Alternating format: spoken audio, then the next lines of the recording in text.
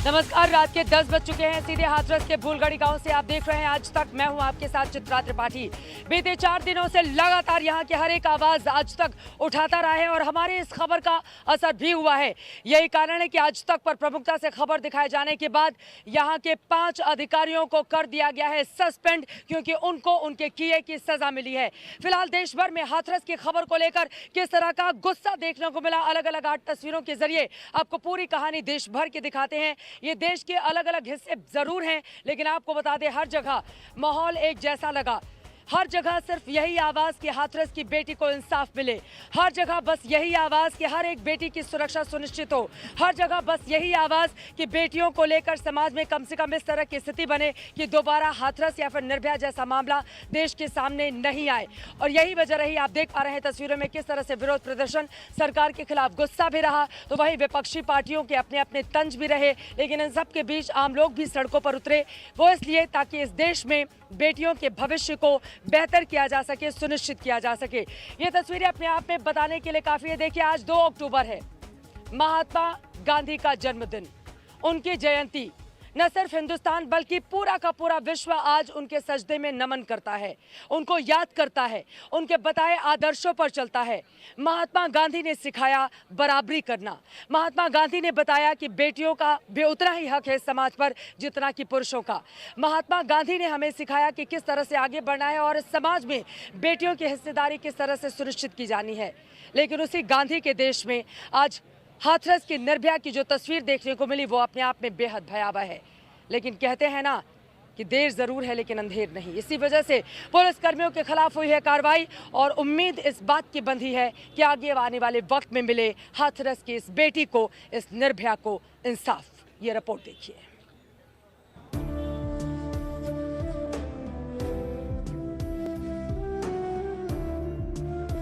Sir, परिवार के लोग हमें बुला रहे हैं। सर, आखिर क्या सच्चाई है जो आप छुपाना चाहते हैं? सरकार को शर्म आनी चाहिए।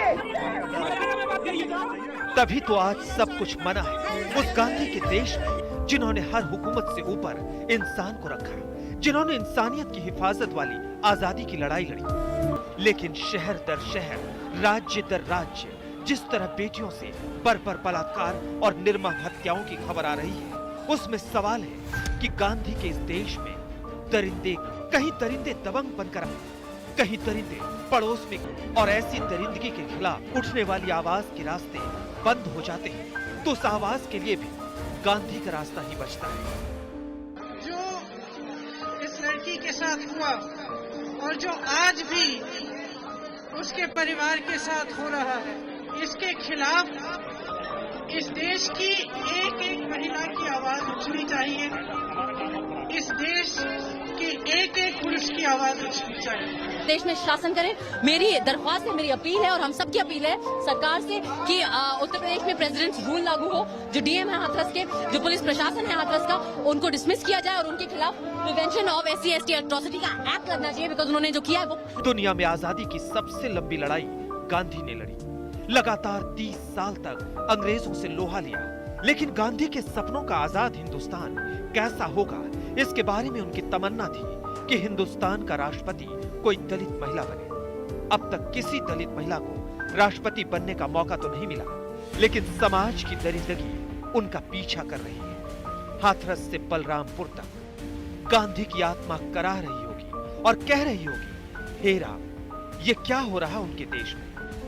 जिस दिन आपकी चोट लगी है उस दिन रेप हुआ है? अच्छा, दोनों ने किया था, कोई और भी था? वो दोनों थे और बाकी सब भाग गए थे। अच्छा, बाकी सब भाग गए थे। मम्मी को देख के। अच्छा, मम्मी को देख के भाग गए थे। तो आप उस समय होश में थे? थोड़ा सा होश था। थोड़ा सा होश था। जबरदस्ती लेके गए थे और फिर ना वो जैसे खाना वो जहाँ जाते थे ना, वो धो ही जाते थे और वहाँ से कुछ लेके आते थे जो खिलाते हमें। फिर हम कुछ होश नहीं रहता था, क्या करते थे क्या नहीं करते। एक दरिंदे वो हैं जो खेत में चारा काटने वाली किसी लड़की को अपने हवस का शिकार बनाना चाहते हैं, फिर उसको इस कदर पीटते हैं कि 15 दिनों में उसकी सांसें टूट जाती हैं। लेकिन कानून के उन रक्षकों के बारे में क्या कहिएगा जो बेटियों के इस दर्द को अपनी संवेदनहीन हंसी में उड़ा देते हैं, जब दरिंदगी को भोगने वाली एक लड़की का परिवार रो रहा था, उस समय पुलिस हंस रही थी। और उन रक्षकों के बारे में क्या कहें जो इंसाफ के रास्ते का पत्थर बन जा रहे हैं।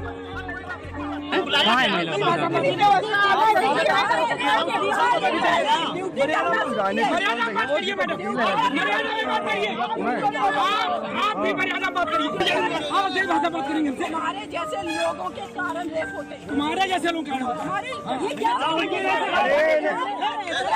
आपके पास ताकत है पुलिस की तो आप मुझे धमकी देंगे? आपके पास ताकत है पुलिस की तो आप घेर के खड़े हो जाएंगे मुझे गांव में? जिस प्रेस को लोकतंत्र का चौथा खंभा बताया जाता है, उसके रास्ते को रोक देना और बदसलूकी करना लोकतंत्र के व्याकरण में कहां फिट बैठता है? आप अंदर जाने दीजिए। आज तो कम से कम आज तो गांधी जयंती है ना। हमारी आवाज को दबा के, हमें डरा धमकाकर, हमें जब हमारे कैमरे बंद हो जाते हैं तो आप लोग किस तरह का बर्ताव करते हैं? अभी अंदर जाने दीजिए। हम लोग तो गांधीगिरी का सहारा ले रहे हैं, विनम्र निवेदन कर रहे हैं। गांधी अहिंसा के पुजारी थे, लेकिन उस गांधी ने ही कहा था कि अगर किसी महिला पर जुल्म हो, उससे बलात्कार की कोशिश हो, तो उस स्थिति में उस हिंसा या अहिंसा के बारे में नहीं सोचना चाहिए। उस हाल में जिस रास्ते से बन सके उसे आत्मरक्षा करनी चाहिए। बलात्कार जैसी घिनौनी क्रियाओं पर आज राजनीति कुंडली मारकर बैठ जाती है। ऐसे में गांधी को याद कीजिए, जिनसे एक बार एक महिला ने बलात्कार पर 3 सवाल पूछे थे। पहला सवाल यह था कि अगर कोई दरिंदा किसी महिला से बलात्कार करने में सफल हो जाता तो उसको शील भंग माना जाएगा या नहीं। दूसरा सवाल यह था कि क्या वो महिला तिरस्कार का पात्र है और क्या उसका बहिष्कार किया जा सकता है। और तीसरा सवाल था कि उस स्थिति में उस महिला और लोगों को क्या करना चाहिए। जवाब में गांधी ने हरिजन बंधु नाम की गुजराती पत्रिका में 1942 के मार्च महीने में लिखा था कि शील भंग जैसे शब्दों का इस्तेमाल नहीं करना चाहिए। साथ ही वो महिला किसी भी तरह से तिरस्कार या बहिष्कार का पात्र नहीं है। वो एक घायल है जिसकी हमें वैसी ही सेवा करनी चाहिए जैसा हम घायलों की करते हैं। आज घायल सिर्फ बेटियों का जिस्म नहीं है, उसकी आत्मा ही नहीं है, बल्कि घायल तो हमारी संवेदना है, जिसमें बेटियों से बलात्कार और हत्या की घटनाएं सरेआम हो जाती हैं और दरिंदे अलग अलग भेष में घूम रहे हैं। आज तक ब्यूरो। यही तो सवाल है कि ये जो दरिंदगी बेटियों के खिलाफ लगातार जारी है, ये थमेगी कब?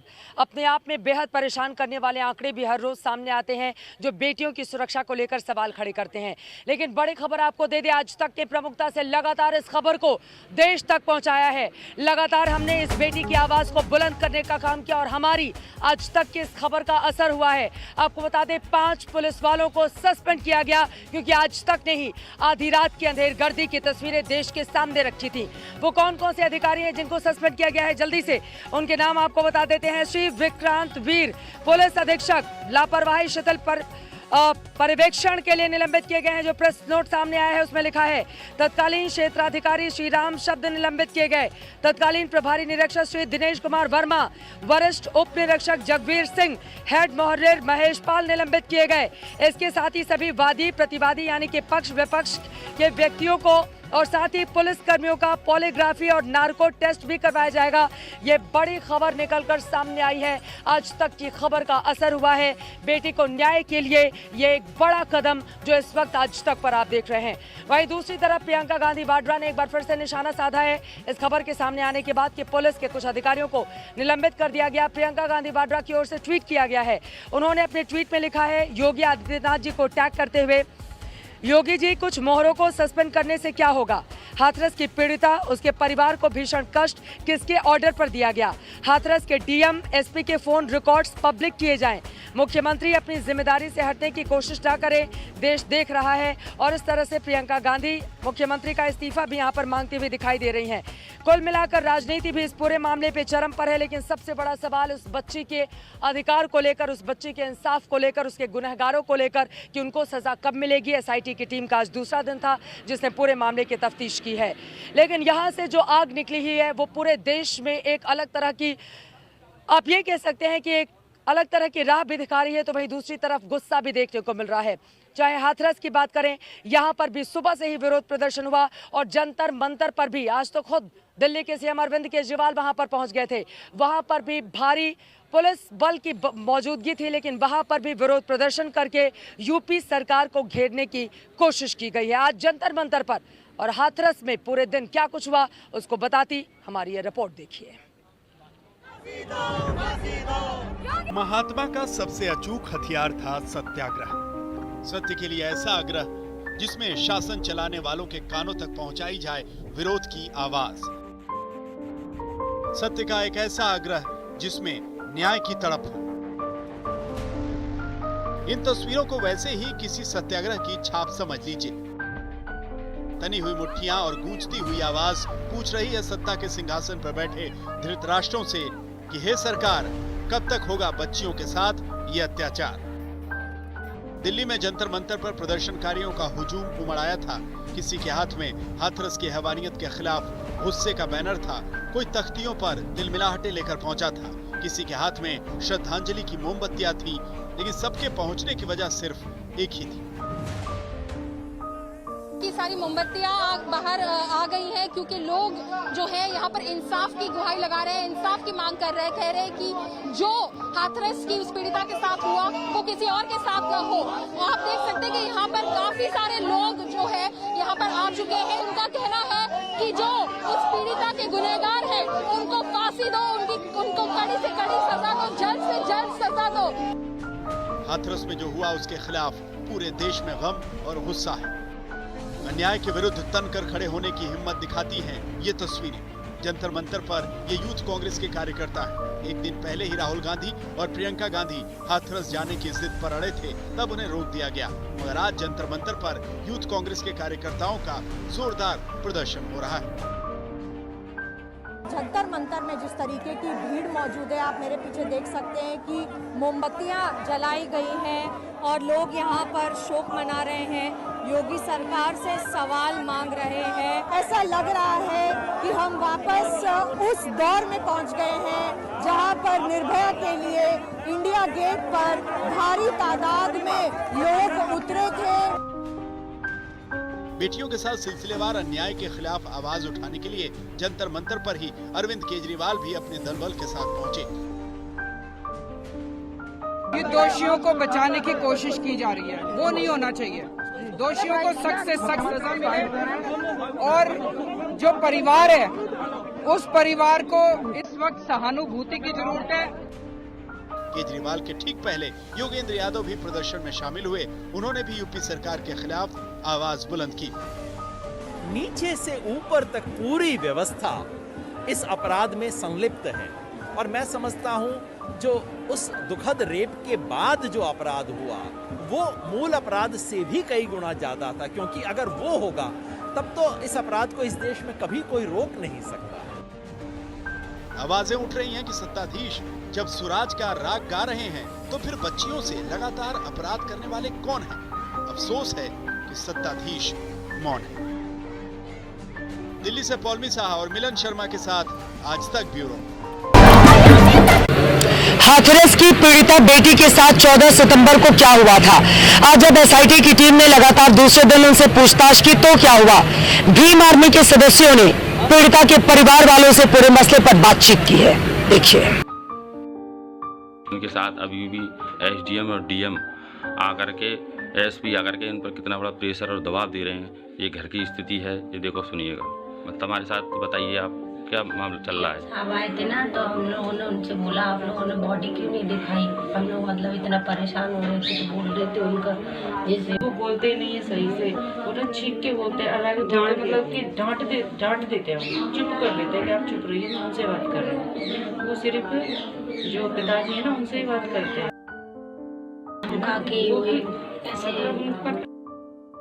आप संतुष्ट थे तो आपने ऐसा क्यों कर रहे हो, मतलब उनसे ही बात करते हैं, किसी और को बोलने नहीं देते क्योंकि वो स्थिति में ही नहीं है बोलने की है। वो तो आप लोगों को भी बताया कि उनके ऊपर क्या बीती है। आप सिर्फ अंदाजा भी नहीं लगा सकते कि उनके अंदर क्या चल रहा है, उनके अंदर कितना बड़ा तूफान आया हुआ है इस बात का। पूरी तरह से प्रेशर बना रहे हैं ये लोग के डीएम साहब, एडीएम साहब, जो एसपी साहब भी पूरा तरह से हमारे घर पे 24 घंटे एकदम जैसे ताक रहे, जैसे हम लोग ही अपराधी हैं, ऐसी तरह से हम लोग को जो कर रहे हैं। और हमने अपने बहन की डेड बॉडी के लिए बोला, तो बोला अगर ये बताइए अगर उसको कोरोना से मर जाती तो आपको कुछ मिलता, ऐसे मुआवजा मिलता, ऐसे हमसे ऐसे शब्द बोल रहे हैं आपको कि कोरोना से मर जाती तो आपको कुछ मिलता। मतलब इस सरकार में इतना ऐसे शब्द भी बोले जा रहे हैं। बताइए, ऐसे बोला। कोई भी हमारे हाथ से कोई बोलता है, कोई हमारी बहन बेटी कोई बोलती तो उनको चुप करा देती, आप चुप रहिए, हमें बात करनी दीजिए। अपनी पोस्ट बता रहे हैं कि हम आज इतनी बड़े उस पे बैठे हैं, किस वजह से बैठे, 1 करोड़ की आबादी में जैसे भी बैठे हैं। तो इतने पढ़े लिखे हैं, आज 8 साल की हम सर्विस में है, हमारे से ज़्यादा तुम लोगों को ज्ञान है। पोस्टमार्टम का मतलब समझते हो? क्या बॉडी देख सकते थे तुम लोग? क्यों नहीं देख सकते? एक माँ से ज़्यादा बच्चे के लिए क्या बड़ी चीज़ होती है बता। बच्चा कितना इम्पोर्टेंट होता है माँ के लिए, माँ ही जान सकती है ना, हम लोग तो नहीं जान सकते।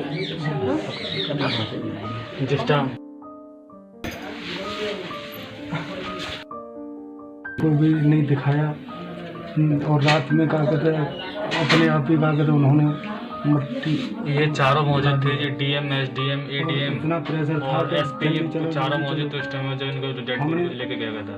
तो इन्होंने तुमको जाने नहीं दिया? नहीं दिया, उन्होंने कैसे ही आग लगा दी? हमने बोला था, मतलब डीजल डाल के इस तरीके से बनाया है, जला दिया, रात में उनको जला दिया। और ये भी नहीं बताइए जो बहन की जो बॉडी थी वो हमारी थी या किसी और की। हमें तो एम्बुलेंस तो जाने दिया, जाने हमारी बहन बेटी गई थी वहाँ पर, तो उनको लेडीज पुलिस और उनके जो कांस्टेबल उन्होंने उठा के पटक दिया, और मेरे ससुर जी उनकी छाती पर लात भी मारी उन कांस्टेबल ने, उनको दर्द भी हो रहा है अभी भी। तो बताओ ये कैसा हमारा न्याय हो रहा है? ये हमारा न्याय नहीं हो रहा। अधिकारी आए प्रेशर बना के हमें चंपा की बोले के क्या कहते चलो योगी से बात कराएंगे, पर हमें वहाँ न ले जाके सीधे क्या कहते PWD में लेकर पहुँचे, वहाँ मतलब पूरा प्रेशर बना के और क्या कहते हमसे क्या कहते वो उसमें साइन करा लिए। क्या DM साहब 25 लाख में अपनी लड़की की बॉडी बेच देंगे? आप बताइए। DM बोलते हैं एक मकान में 25 लाख रुपया देंगे, इतना तुम्हारे लिए मुआवजे के लिए कम है? हम लोग ये सब कुछ छोड़ दिखाएंगे। अगर जो DM साहब की अगर बेटी के साथ ऐसा हुआ हो तो क्या वो बर्दाश्त कर पाते? वो बोलते हैं कि ईंट लगने की वजह से उनकी गर्दन की हड्डी टूटी है, रीढ़ की हड्डी टूटी नहीं है, कोई चोट नहीं है, गले में चोट की वजह से वो लड़की मर गई। तो इतने दिन हॉस्पिटल में क्यों रखा उन्हें? बताइए, बिना किसी उसके रेप हुआ नहीं, कुछ नहीं हुआ, तो उसकी वजह क्या थी मौत की? फिर बॉडी क्यों नहीं दिखाई दी? हम लोग चीख के और ये लोग मिले हुए कल ADM साहब जो हमारे अपराधी उनके माँ बापों से मिल रहे हैं, उनसे ये जो उनसे वो कर रहे हैं कि हम आप चिंता न करें, हम तुम्हारे पूरी तरह साथ हैं, पूरी मदद करेंगे। जो हमारी विपक्ष पार्टी है, जो लड़के अपराधी उनके माँ बापों से बात कर रहे हैं जाके, ये लोग हम तुम्हारे साथ हैं, हर चीज़ की कोई चिंता नहीं, हम पूरा उन पर दबाव बना रहे हैं। और हाँ कोई अधिकारी भी कहा तो वहाँ से बात करिए कि बॉडी सुरक्षित है या नहीं। जहाँ पोस्टमार्टम हुआ है हमें नहीं मालूम है कि क्या कहते बॉडी वही थी या आपको ये मालूम नहीं कि बॉडी कौन सी थी? वो बॉडी लेके आए या कुछ और लेके आए? उसमें आपने चेहरा नहीं देखा ना आपने कुछ देखा, बॉडी को केवल ये देखा है कि यहाँ पर कोई पुतला जैसा कोई चीज़ आ चुकी है यहाँ पर, आपने केवल इतना ही देखा। अपनी बेटी का कोई चेहरा या कोई कुछ नहीं देख पाया। शमशान में तो गया उसकी जो डेड बॉडी थी वो ऐसे जला दी जैसे कोई लावारिस जला देती है, ऐसे साथ से पेट्रोल छिड़क के, डीजल छिड़क के, और वहाँ पर जो पुलिस की जो अधिकारी कुछ लोग थे वहाँ पर हंस भी रहे थे उस समय। परिवार वालों के बहुत सारे सवाल हैं जिनका जवाब मिलना अभी बाकी है, लेकिन आज गांधी जयंती है 2 अक्टूबर। हम और आप सभी गांधी जयंती मना रहे हैं। गांधी जी खुद पत्रकार थे और निर्भीक पत्रकारिता की लगातार वकालत करते थे, और उसी को आगे बढ़ाते हुए हमारी भी यही कोशिश रही। यही कारण है जिस चारों तरफ गांव को घेर दिया गया, पुलिस की पहरेदारी कर दी गई, चप्पे चप्पे पर पुलिस बल की ऐसी तैनाती जैसा लगा कि गांव में इमरजेंसी जैसे हालात हैं। इन सब के बीच भी हमने सवालों के साथ अधिकारियों का डट कर सामना किया, लेकिन जवाब मिला नहीं। रात के अंधेरे में इस धधकती चिता ने ऐसे सवालों को सुलगा दिया है जिनका जवाब देना पुलिस और प्रशासन के लिए मुश्किल हो रहा है। इस घटना के 2 दिन बाद ही गांधी जयंती पड़ गई, महात्मा गांधी की 151वीं जयंती। इस मौके पर उत्तर प्रदेश के मुख्यमंत्री योगी आदित्यनाथ ने हजरतगंज स्थित गांधी प्रतिमा पर श्रद्धा सुमन चढ़ाया। साथ ही चरखा भी चलाया और श्रद्धांजलि देते हुए ट्वीट किया। आधुनिक विश्व को अहिंसा का मार्ग दिखाने वाले महान समाज सुधारक, अंत्योदय से समाजोदय व स्वदेशी से स्वावलंबन दर्शन के प्रणेता महामानव राष्ट्रपिता महात्मा गांधी जी को उनकी जयंती पर कोटिशः नमन। बापू का संपूर्ण जीवन मानवता का संदेश है। संपूर्ण विश्व उससे प्रेरणा प्राप्त कर रहा है। दुनिया प्रेरणा ले रही है, लेकिन उत्तर प्रदेश की पुलिस और प्रशासन नहीं ले रहा है। नहीं तो हाथरस में पीड़िता के गांव तक जाने से मीडिया को क्यों रोका जाता? प्रेस को अपना काम करने से पुलिस और प्रशासन क्यों रोकता? आप मुझे अकेले में तो यहाँ पर धमकी दे रहे थे, आपके तमाम पुलिस वालों ने मुझे घेर कर रखा हुआ था। अब आप बोलिए, पूरे देश को बताइए ना कि मैं गलत खबर चला रही हूँ यहाँ से। मैंने कौन सी गलत खबर चलाई? आप बोलिए मैंने कौन सी गलत खबर चलाई? आपके पास ताकत है पुलिस की, तो आप मुझे धमकी देंगे और आप मुझे मेरा काम सिखाएंगे? अपना काम तो आप लोग ढंग से करते नहीं हैं, आप मुझे मेरा काम सिखाएंगे? मैं मेड़ के रास्ते पैदल यहाँ पर इस गांव में आई हूँ ताकि कम से कम हम तस्वीरें देख सकें। क्यों बंधक बनाकर रखा हुआ है अपने परिवार को? हाथरस में पुलिस और प्रशासन आखिर किस चीज को छुपा रही है, किस बात की पहरेदारी है, ये हम आपको दिखाएंगे और बताएंगे। लेकिन पहले आप सुन लीजिए कि मीडिया के लिए गांधी ने क्या कहा था, जिनसे प्रेरणा लेने की नसीहत दी जा रही है। मीडिया यदि सवाल नहीं पूछेगा तो आखिर करेगा क्या? और लोकतांत्रिक व्यवस्था चूंकि जवाबदारी की बुनियाद पर खड़ी है, इसीलिए शासन और सरकार यदि जवाब नहीं देगी तो फिर करेगी क्या? यही तो हम भी पूछ रहे हैं कि मीडिया को सवाल पूछने से क्यों रोका जा रहा है, वो भी उस दिन जिस दिन 151 साल पहले इस धरती पर गांधी आए थे। आखिर क्यों प्रेस से डर जाती है पुलिस, डर जाता है प्रशासन? वो मीडिया के सवालों का जवाब नहीं देता, बल्कि सवालों पर या तो चुप्पी साध लेता है या आक्रोश जताता है। कोई भी नहीं आएगा। इस घटना का रिपोर्टिंग करने के लिए हम लोग आए हैं। हम लोग जा सकते हैं, नहीं जा सकते हैं अंदर? हम लोग जा सकते हैं, नहीं जा सकते हैं? कोऑपरेट कर रहे हैं भाई, आप सामने कुछ हमने कोऑपरेट किया, हम यहाँ तक आ गए, लेकिन यहाँ तक कुछ भी नहीं। सर देखिए, झूठ नहीं बोलना चाहिए ना अधिकारियों को। अगर ऐसा है तो झूठ नहीं बोलना चाहिए कि आप यहाँ तक आ जाएं और उसके बाद हम आपको पूरी व्यवस्था कर देंगे, आपको पूरा विजुअल देंगे। मैं सारे में नहीं आता। अधिकारियों ने क्या कहा? हमसे ये कहा गया है कोई पब्लिक का या फिर कोई भी आदमी, हम तो आपको नहीं जानते। सरकार और शासन जवाब नहीं देते, बल्कि जवाब आप तक पहुंचे नहीं, इसको रोकने की कोशिश भी करते हैं।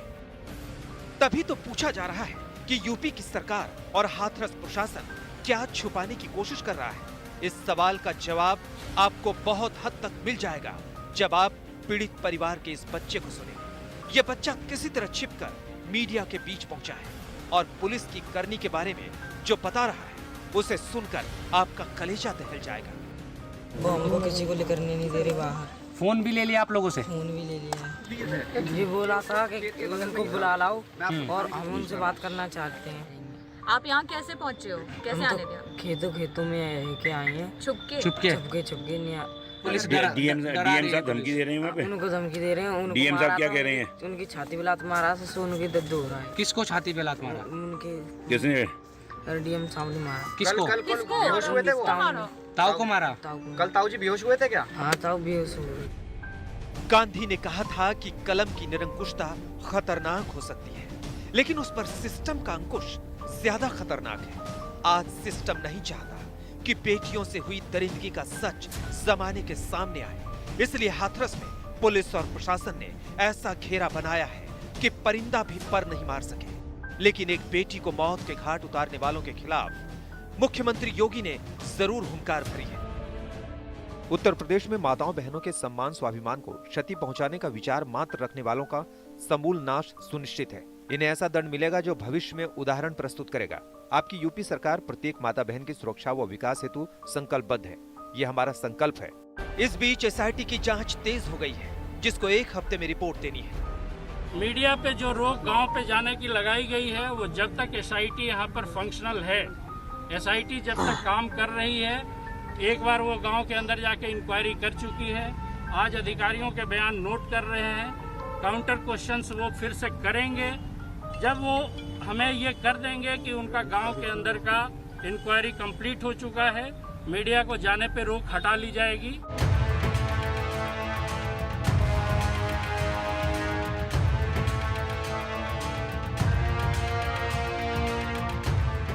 गांधी के इस देश में दरिंदे अलग अलग भेष में घूम रहे हैं और बेटियां इंसाफ की दरकार में बैठी।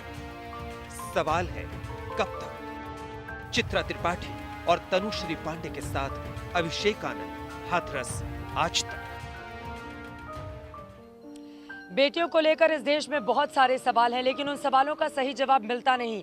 सरकारें आती हैं, जाती हैं, बनती हैं, बिगड़ जाती हैं, लेकिन बेटियों की सुरक्षा पूरी तरह से सुनिश्चित कब और कैसे होगी, ये भी अपने आप में बड़ा सवाल आज तक कायम है। फिलहाल बड़ी खबर जल्दी से आपको दे देते हैं। आपको बता दें, पूरे मामले की तफ्तीश लगातार जारी है। एसआईटी एक तरफ जांच कर रही है, वहीं दूसरी तरफ हाथरस कांड में बड़ी जांच की तैयारी है। एसआईटी स्पेशल इन्वेस्टिगेटिव टीम अब चश्मदीदों का भी नार्को टेस्ट करवाएगा। चश्मदीदों का पोलोग्राफी टेस्ट कराया जाएगा। चश्मदीदों के बयान से नार्को टेस्ट का मिलान किया जाएगा। घटना से जुड़े सभी लोगों का नार्को टेस्ट किया जाएगा। ये इस वक्त की बहुत बड़ी खबर सामने आ रही है। सीधे रुख करेंगे कुमार अभिषेक का। हमारे साथ इस वक्त लखनऊ से हमारे सहयोगी जुड़ चुके हैं। अभिषेक, बहुत बड़ी जांच की तैयारी है। ये पोलोग्राफी और नार्को टेस्ट किस ओर इशारा कर रहे हैं? इन टेस्ट की जरूरत इस पूरे मसले पर क्यों आन पड़ी है? अभिषेक।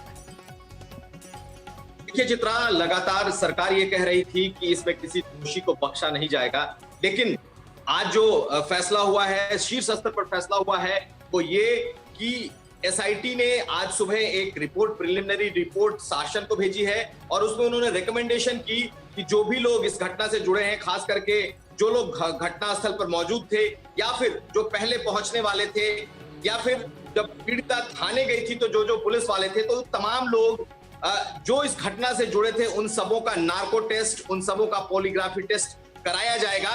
और यही आज अभी इस वक्त थोड़ी देर पहले एक प्रेस रिलीज जारी की है सरकार ने और उसने कहा है कि वादी और प्रतिवादी, यानी कि जो लोग वादी हैं जिन्होंने कंप्लेन किया है और जो लोग इसके प्रतिवादी हैं, उन सभी लोगों का ये नार्को टेस्ट होगा। तो कुल मिलाकर एक तरफ इस लड़की को इंसाफ की बात भी की गई है और दूसरी तरफ यह भी कहा जा रहा है कि जो लोग क्लेम कर रहे हैं कि वहां कुछ ऐसा नहीं हुआ है, कई तरह के वीडियो सामने आए जिसे कि सूत्रों के हवाले से भेजा गया, ऐसे तमाम लोगों को एसआईटी ने पूछताछ की है। बहुत सारे लोग ऐसे भी हैं जो इसे मानने से इनकार कर रहे थे, बाकायदा लोगों ने पंचायत की है। तो जो भी लोग इस घटना से जुड़े हैं, चाहे वो परिवार का लोग हो, पुलिस वाले हैं, सबका ये नार्को टेस्ट कराया जाएगा। चित्रा, बहुत शुक्रिया अभिषेक आपका इस पूरी जानकारी के लिए।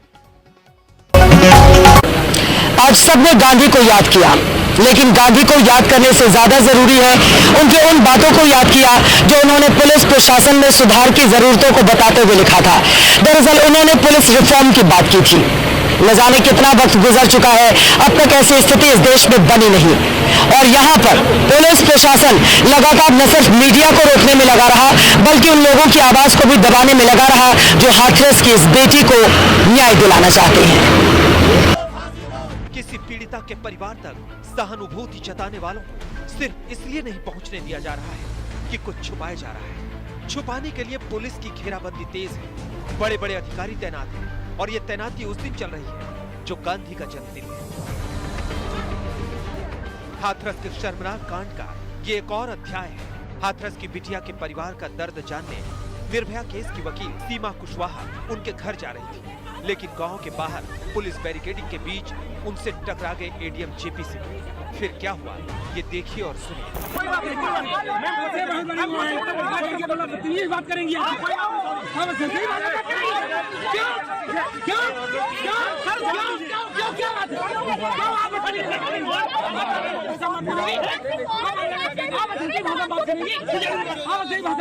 तुम्हारे जैसे लोगों के कारण रेप होते हैं, तुम्हारे जैसे लोग महात्मा गांधी खुद एक वकील थे और ऐसे वकील थे जिनके लिए एक बार जज तक सम्मान में खड़े हो गए थे। हमारे देश में कानूनी मदद तो आरोपियों को भी मिलती है, यहाँ पीड़ित की मदद के लिए जाने वाले वकील को रोकना किस लोकतंत्र का हिस्सा है? इशू ये है कि जो पुलिस है वो उनके गांव से उनको नहीं निकलने दे रही है और मुझे उस गांव में नहीं जाने दे रही है। तो आखिर एक लीगल जो भी उनको हेल्प चाहिए कि सही डायरेक्शन में इन्वेस्टिगेशन हो, सारी चीजें हो, तो इनको मेरे से क्या लॉ एंड ऑर्डर का इशू है। एक तरफ वकील को रोकने की कोशिश और बदसलूकी, दूसरी तरफ डीएम का धमकाने वाला वो बयान जो पीड़िता के पिता को मीडिया के नाम पर दिया जा रहा है। अपनी विश्वसनीयता खत्म मत करिए। तो मीडिया वाले मैं आपको बता दूं, आज अभी आधे चले गए, कल सुबह तक आधे और निकल जाएंगे, 2-4 बचेंगे कल रात, तो हम ही आपके साथ खड़े हैं।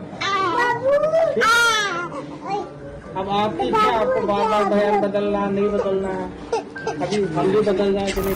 डीएम साहब ने बाद में सफाई दी कि उनका इरादा धमकाने का नहीं था, लेकिन पीड़िता की भाभी को सुनिए जो प्रशासन की पोल पट्टी खोल रही है। कि यहाँ पे बोल रहे हैं कि तुम्हारी लड़की अगर कोरोना से मर जाती तो मुआवजा मिल जाता है। ये सब धमकियाँ मिल रही हैं, पापा को धमकाया जा रहा है। ये बोल रहे हैं कि केस मतलब रफा दफा हो जाएगा, अगर सब केस रफा दफा हो जाएगा। ये सब वीडियो दिखा देंगे, मम्मी को उल्टी सीधी वीडियो बना रखी है। अधिकारियों की लापरवाही की इंतहा होने लगी और आज तक ने इसको मुहिम बना दिया तो इसका बड़ा असर हुआ। योगी सरकार ने हाथरस मामले में बड़ी कार्रवाई की है। एसपी, डीएसपी और थाने के इंस्पेक्टर को सस्पेंड कर दिया है। साथ ही थाने के सभी पुलिस कर्मियों का नार्को टेस्ट भी कराया जाएगा। खुद बीजेपी के कई नेता और सांसद भी मान रहे हैं कि इस मामले में पुलिस प्रशासन का रुख ऐसा हरगिज नहीं होना चाहिए जिसमें दलितों की तरफदारी दिखे। इसमें कहीं कोई शक नहीं कि जो अधिकारियों ने वहां पर जिस तरह का बर्ताव किया है वो बिल्कुल जो है काबिले मैं कहूंगी कि गौर है कि किस तरह से उनको जो है उन्होंने बर्ताव किया है वहाँ सबके साथ। लेकिन आप ये भी सुनिश्चित रखिए कि हमारे आदरणीय वहाँ के मुख्यमंत्री जी ने ये कहा है कि हमारी किसी भी बहन बेटी को जो है वो सुरक्षा हमारी जिम्मेवारी है। अगर आज पुलिस पर सवाल उठ रहे हैं तो ये भी जान लीजिए कि पुलिस की स्थिति पर गांधी जी ने आजादी से 2 महीने पहले ही कहा था कि अगर उनका वश चलता तो पुलिस में बुनियादी सुधार से आजादी की शुरुआत करते। 73 साल बाद ही सही वो घड़ी आ गई। चित्रा त्रिपाठी और तनुश्री पांडे के साथ राजेश सिंघल, हाथरस, आज तक। हाथरस में बच्चे के साथ बर्बरता को लेकर पूरे देश में आक्रोश है, लेकिन राजस्थान के सवाई माधोपुर की खबर आप सुनेंगे तो सर आपका शर्म से झुक जाएगा।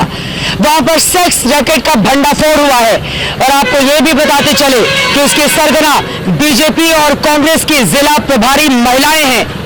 ये खबर सामने आने के बाद हड़कंप मचा हुआ है। अपने रिपोर्ट में इनके द्वारा 8 से 10 बार अलग-अलग जगह पे लोगों से जो है अवैध दुष्कर्म कराया गया है। ये सिर्फ बयान नहीं है, एक बच्ची के साथ दरिंदगी का दस्तावेज है जो राजस्थान के नीति नियंताओं के माथे पर चस्पा है। रेप की ये वो कलंक कथा है जिसे सुनेंगे तो आप टहल जाएंगे। जानते हैं हुआ क्या है? हुआ ये कि बिजली वाले को 3000 रुपए देने थे तो रुपए देने की बजाय उसे बच्ची दे दी गई। सैनिटाइजर वाले को पैसे देने थे तो उसे पैसे देने की बजाय बच्ची को सौंप दिया गया। किसी ने छोटा मोटा काम कर दिया तो मेहनताना देने की बजाय बेटी को सौंप दिया। इस तरह 1 तो नहीं 8 से 10 बार किया गया। और किया किसने? उसने जिसने जिले में महिला मोर्चा का झंडा उठा रखा था। तो देखिए इस तस्वीर को। सवाई माधोपुर में बीजेपी की महिला मोर्चा की अध्यक्ष थी। आरोप है कि इस महिला ने चंद रुपयों के लिए नाबालिग बच्ची की अस्मत का सौदा किया। एक बार नहीं कई बार किया, बार बार किया। वर्मा और हीरालाल मीणा ये दोनों साथी हैं, इनसे अभी और इंट्रोगेशन किया जा रहा है और न्यायालय केस किया गया है और उनका अभिरक्षा प्राप्त की गई है। इनसे गहनता से पूछताछ की जा रही है। पीड़िता ने अपने रिपोर्ट में इनके द्वारा 8 से 10 बार अलग-अलग जगह पे लोगों से जो है अवैध दुष्कर्म कराया गया है, ये आरोप है। इस संबंध में और इनसे पूछताछ की जाकर तस्दीक की जाकर ऐसे व्यक्तियों का पर्दाफाश करने का प्रयास किया जाएगा। पूरा मामला 22 सितंबर का है। नाबालिग के परिवार वालों ने आरोप लगाया था कि उनकी बच्ची के साथ रेप हुआ। पुलिस ने पड़ताल शुरू की तो परतें उखड़ने लगी। मालूम चला कि जिस बच्ची का रेप हुआ उसका रेप कराया गया। और कराया किसने? इस महिला ने। इस प्रकरण के अंदर अभी सुनीता वर्मा जो महिला मोर्चा अध्यक्ष है उसको गिरफ्तार किया गया है। इसके साथ ही हीरालाल मीणा को गिरफ्तार किया गया है। इनके द्वारा जिन व्यक्तियों को पीड़िता के साथ दुष्कर्म के लिए मैनेज किया गया था उसमें एक संदीप शर्मा को गिरफ्तार किया गया है और एक शोरा मीणा को गिरफ्तार किया गया है। जांच आगे बढ़ी तो पता चला कि सुनीता वर्मा नाम की इस महिला ने अपने साथी हीरालाल को बच्ची को सौंपा। जिला उद्योग केंद्र में लिपिक के पद पर काम कर रहे संदीप शर्मा को बच्ची को सौंपा। कलेक्ट्रेट के 4th श्रेणी कर्मचारी शिवराम मीणा को सौंपा और खंडा कॉलोनी में इलेक्ट्रीशियन राजू लाल को सौंपा। मतलब बच्ची को इस महिला ने अपनी जरूरत का सामान बना लिया था। जब जरूरत पड़ी तब इस्तेमाल कर लिया। महिला बीजेपी से जुड़ी थी, इसलिए बीजेपी ने महिला मोर्चा के जिला अध्यक्ष पद से इसे हटा दिया है। की कोई बात थी नहीं, हमको तो उल्टा ये लग रहा था भाई ये गरीब महिलाओं की डायरी बनाती है, श्रम विभाग को मदद करती है, तो हमसे अच्छे करता ना करते, पर उसके आड़ में ये धंधा पनप गया, ये हमारे बड़ी चिंता की बात है। भाई इसका तो जो कानून करेगा, बाकी हम प्रयास करेंगे कि जंगी गलती कभी दोबारा नहीं हो। लेकिन ये कलंक कथा इतनी भर नहीं थी कि इसमें बीजेपी की एक महिला शामिल थी, बल्कि कहानी इससे आगे की थी। जिस लड़की से बार बार रेप किया गया, उसे सुनीता वर्मा के पास कांग्रेस सेवा दल के महिला मोर्चा के जिला अध्यक्ष पूजा और पूनम ने पहुंचाया था। मतलब कांग्रेस और बीजेपी की महिला मोर्चा के जिला मुखिया मर्यादा के न्यूनतम संस्कार को तिलांजलि देकर साथ साथ यौन शोषण करवाती रही। लेकिन मामला खुला तो हंगामा मच गया, और हंगामा मचा तो शुरू हुई पीड़ित परिवार को खरीदने की कोशिश। नहीं, वो लालच वाले तो बहुत आ गए ना यहाँ। कितने तक का लालच दे? वो बहुत आगे 10, 20, 30 लाख वाले लालच देने वाले आ गए। 30 लाख का हाँ, लालच देने वाले आ गए, लेकिन हमको पैसा नहीं चाहिए। क्या कह रहे हैं कि 30 लाख ले लो, मामला दबा दो, जहाँ के जाए। ये पहले हुआ था जब हमने ये केस लगाया था ना। लेकिन परिवार इंसाफ चाहता है, सिर्फ इंसाफ। अब तक 5 लोग गिरफ्तार किए जा चुके हैं, मगर कांग्रेस की नेता पूनम फरार है। पुलिस जांच में जुटी है, मगर जिस तरह से कांग्रेस और बीजेपी के नेताओं ने मिलकर ये घिनौना संसार रचा, उसने शर्म से गर्दन झुका दी है पूरे सूबे की। गांधी का देश शर्मसार है। सुनील जोशी, सवाई माधोपुर, आज तक।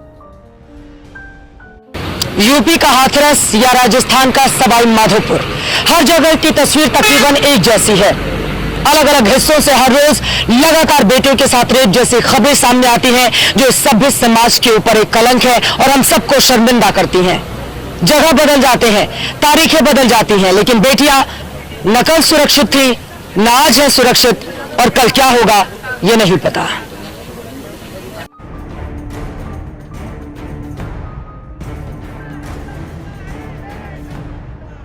यूपी पुलिस ने हम लोग को बेरहमी से मारे, कपड़े फाड़े जा रहे हैं। द्रोहियों दूर रहो, दूर रहो, दूर रहो, देशद्रोहियों दूर रहो।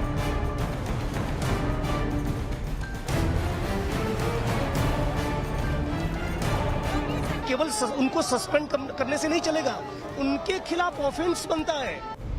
गांधी ने सपना देखा था एक ऐसे भारत का जिसमें महिलाएं खुले आकाश के नीचे निर्भीक होकर चल सकें, जहां महिलाओं को ढलता हुआ सूरज डराए नहीं। लेकिन ऐसा कुछ हुआ नहीं पूरा हुआ गांधी का सपना। उन्होंने कभी नहीं सोचा होगा कि हैवानों का ऐसा समाज बनेगा जिसमें बच्चियों को रौंदा जाएगा।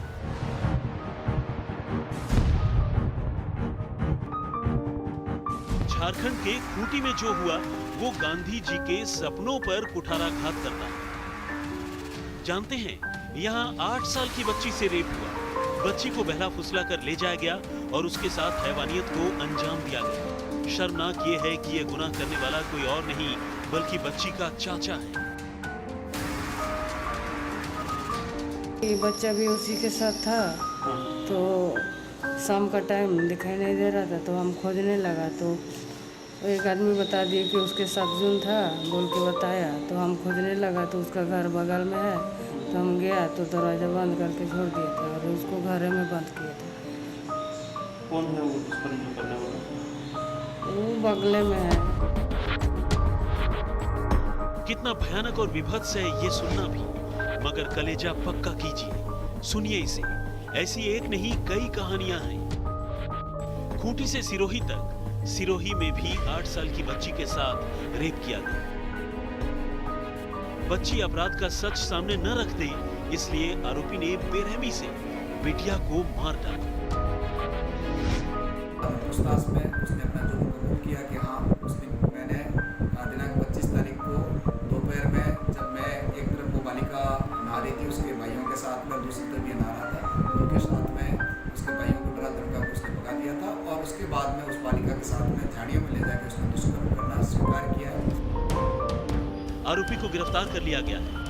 हो सकता है कि उसे अदालत जल्दी ही सजा दे, लेकिन वो न पहली बच्ची थी जिसे रेप के बाद मार दिया गया है और न वो आखिरी अपराधी है जिसे पकड़ लिया गया है। बच्चियों पर सिलसिलेवार ज्यादती की लंबी दास्तान है। सूबा बदलता है, शहर बदलता है, बच्चियों के विरुद्ध अपराध नहीं बदलते, हैवानियत नहीं बदलती, हालात नहीं बदलते। लुधियाना में भी ऐसी ही घिनौनी वारदात हुई है। दरेसी इलाके में 8 साल की बच्ची को चॉकलेट का लालच देकर एक शख्स ले गया और उसके साथ रेप किया। बच्ची चीखी तो लोग जुटे, मगर आरोपी भाग गया। पुलिस ने कोशिश की तो शेरपुर इलाके से आरोपी पकड़ लिया गया। आरोपी पकड़ लिया गया, मगर उसका गुनाह बच्ची के दिमाग पर छप गया। वो बदहवास है। लड़की का कुछ पता ना लगे जो ये लभदे एकदम सामने वाले कमरे चो आवाज सुनाई दी बच्ची की रोन दी चीकन दी, तो इन्होंने जाके वो दरवाजा खुला के वेख्या ते लड़की दे जमीन ते पई सी। लुधियाना से आइए राजस्थान, वही राजस्थान जहां 12 में 2 बच्चियों से रेप हुआ। वही राजस्थान जहां सवाई माधोपुर में बीजेपी और कांग्रेस के नेताओं ने बच्ची का यौन शोषण कराया। मगर ये कलंक कथा बांसवाड़ा की है। बांसवाड़ा में ये परिवार आरोप लगा रहा है कि इनकी बच्ची के साथ रेप हुआ और रेप के बाद बच्ची। देश की बेटियों की सुरक्षा सुनिश्चित कराने की जिम्मेदारी सरकारों की है। उम्मीद यही कि तमाम मतभेद भूलकर कम से कम इतने संवेदनशील मसले पर सबकी जुबान एक होगी और एक आवाज में बेटियों को सुरक्षा दिए जाने की सभी करेंगे वकालत और इस दिशा में देश बढ़ेगा आगे। हमारे इस पेशकश में हाथरस के भूलगढ़ी गांव से अभी के लिए बस इतना ही। देश और दुनिया की बाकी खबरों के लिए आप देखते रहिए आज तक। नमस्कार, मैं हूं अंजना ओम कश्यप। हमें उम्मीद है ये वीडियो आपको पसंद आया होगा। लेटेस्ट खबरों के लिए यूं ही देखते रहिए आज तक और इस वीडियो के पसंद आने पर लाइक, शेयर एंड सब्सक्राइब करना ना भूलें।